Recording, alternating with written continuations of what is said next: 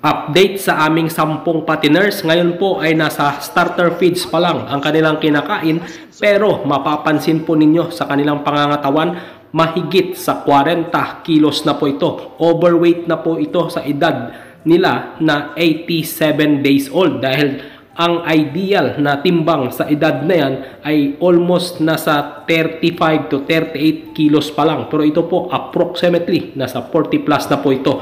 Bago yan, intro muna tayo. Agrinegosyo, Agri-Asidso.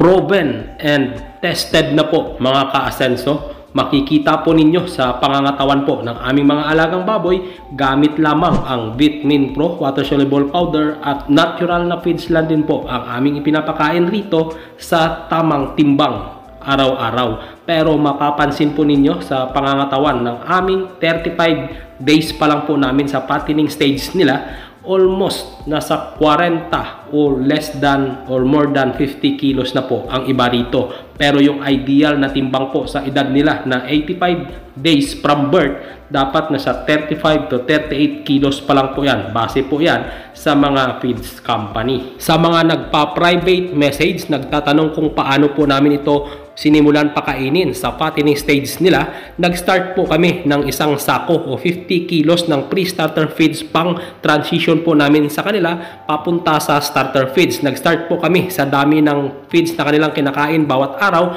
sa 8 kilos hanggang sa 10 kilos sa loob po yan ng 7 days na pagkain nila ng isang sako na pre-starter feeds sa 10 po sila.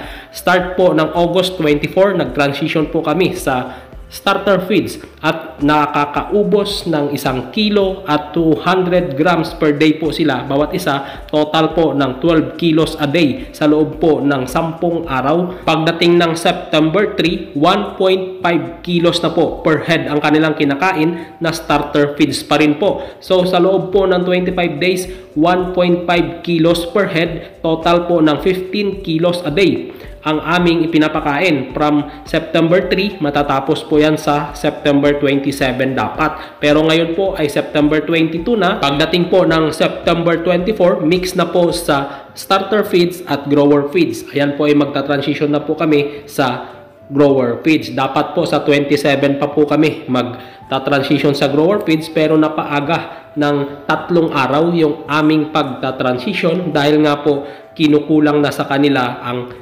15 kilos na kinakain. Kaya unti-unti po kami nagdadagdag bawat araw ng kanilang kinakain hanggang sa maabot po namin ang 20 kilos. Sa September 24, dahil magta-transition na kami sa pure grower feeds, magpupurga po kami at ang aming gamit sa pangpurga, Pepe Dewormer. 1:1 na po ang aming ibibigay, isang sachet o 5 grams sa bawat ulo po sa kanila sa 1 litro ng tubig. Pero ang aming gagawin rito, sa 10 sachet, sa 8 litro na lang po namin ito ibibigay para medyo mas matapang po yung pangpurga na amin pong ibibigay sa kanila. Wala naman pong epekto o wala naman pong masamang mangyayari sa kanila kung tatapangan po namin ng kaunti yung pangpurga na aming ibibigay. Dahil nga po galing sa starter feeds, possible na may mga parasite po ito, kaya ipa-flushing po namin ito. At pwede naman na ito na yung last na purga bago mag-dispose, pero pwede po tayo ulit magpurga sa kanila. 1:1 pa rin po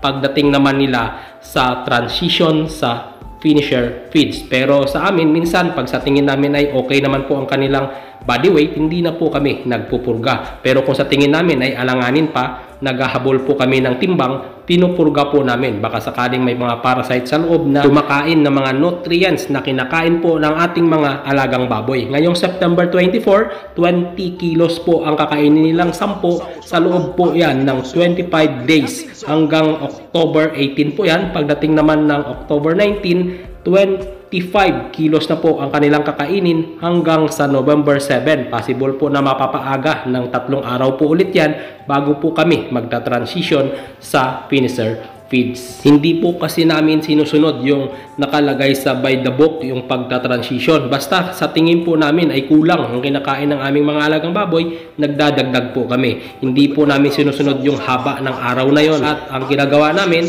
pag naubos na po nila yung isang sako na starter, 2 sako na grower, at 1 sako na finisher ay i-dispose na po namin sila. At ang dami ng nauubos nila from day 1 sa fattening stage hanggang sa pag-dispose, 4 na sako o 3 sako at 60 kilos. Depende po yan kung masipag po tayo magbigay ng mga organic feeding. Pero kung wala po tayong time, pwede na isang sako sa starter, 2 sako na grower, 1 sako na finisher. Ayan po, maabot na po natin ang 100 plus kilo ng ating mga fatteners bago po natin ito i-dispose. Update naman sa aming sow number 2. Ito ay nasa 3 months old na po namin itong alaga sa September 30. At nag-approximately na po ito ng mga nasa 80 kilos.